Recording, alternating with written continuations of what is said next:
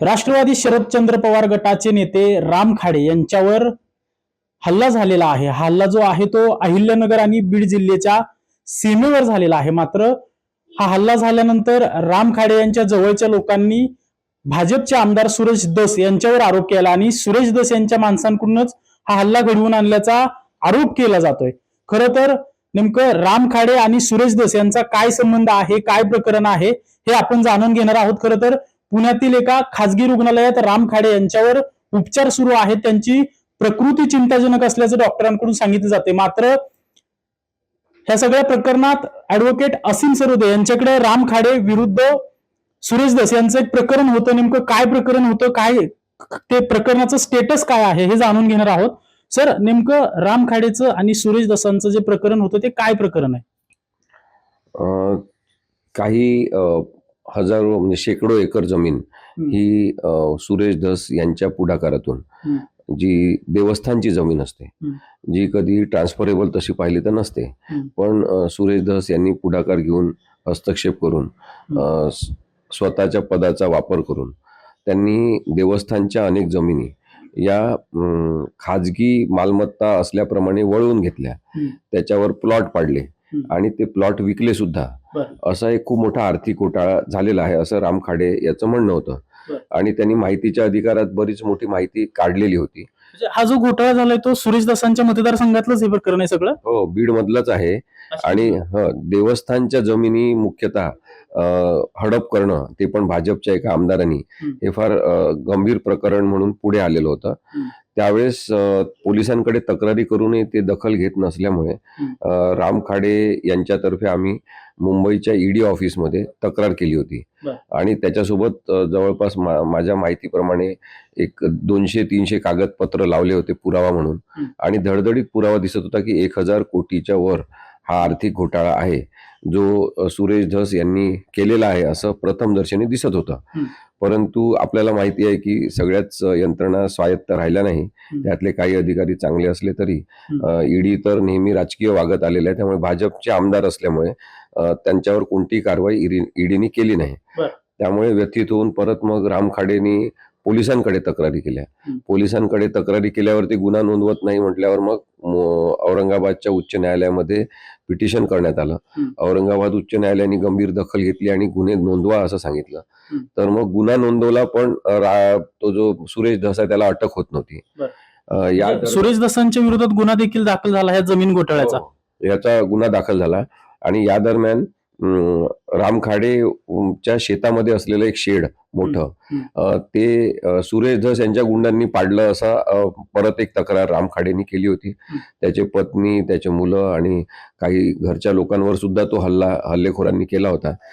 तेव्हा सुद्धा राम खाडेला जीवाची भीती होती, त्यामुळे त्याला पोलीस संरक्षण सुद्धा काही काळासाठी देण्यात आलं होतं. म्हणजे आता 2-3 दिवसापूर्वी एक हल्ला झाला, यापूर्वी देखील राम खाडेंवर सुरेश धसांच्या लोकांकडून हल्ला झालाय. यापूर्वी सुद्धा राम खाडेवर हल्ला झालेला आहे. आणि राम खाडे हा माणूस माहितीचा अधिकार कायदा वापरून जनतेच्या हितासाठी पारदर्शकता आणि भ्रष्टाचार मुक्त समाज असला पाहिजे म्हणून काम करणारा माणूस आहे. त्यामुळे माझा त्याच्याशी संबंध आला.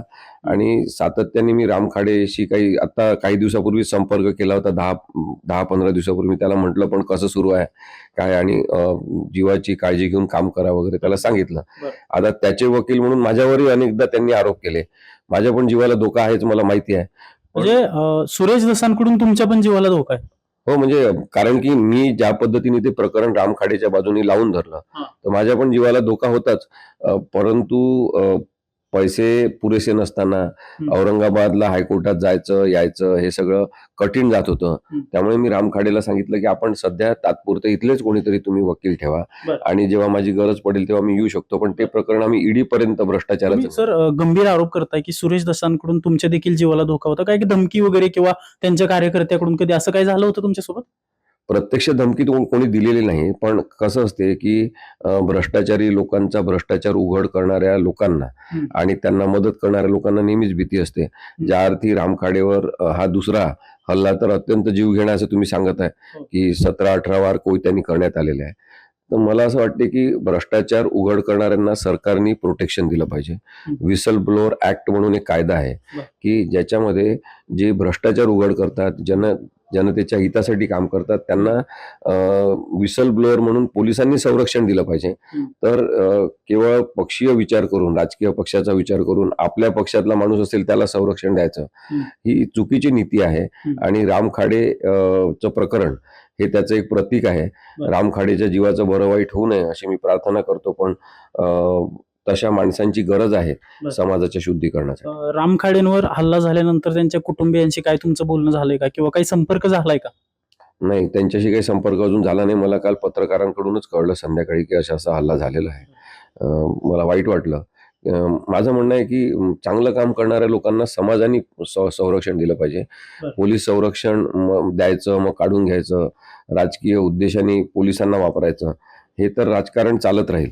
पण समाज हितासाठी काम करणाऱ्या लोकांना समाजाने संरक्षण देण्याची आता गरज आहे. यापूर्वी राम खाडे यांना पोलीस संरक्षण दिलं होतं, मात्र मधल्या काळात ते काढून घेतलं आणि त्याच्यानंतर हा गंभीर त्यांच्यावर हल्ला झालाय.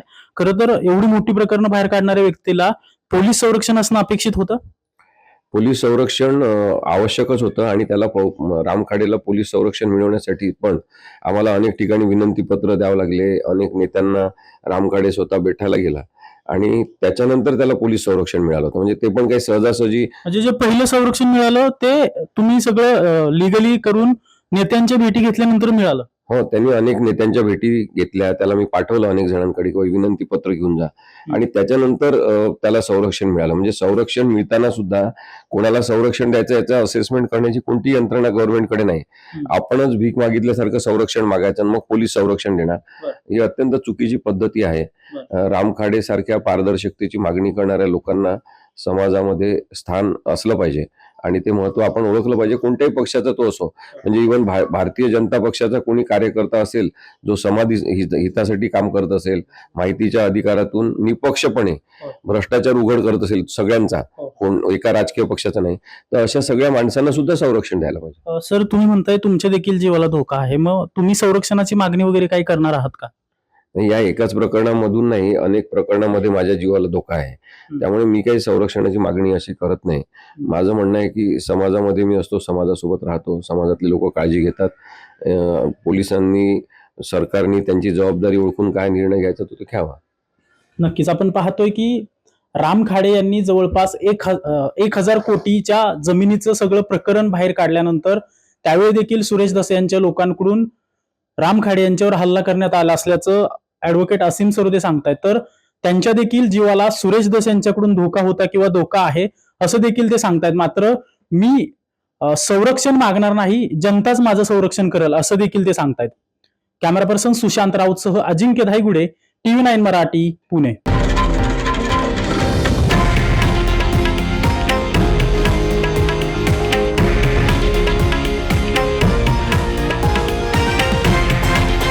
हे आहे देशातील नंबर 1 न्यूज नेटवर्क आणि आपण पाहत आहात TV9 मराठी, एकमेव.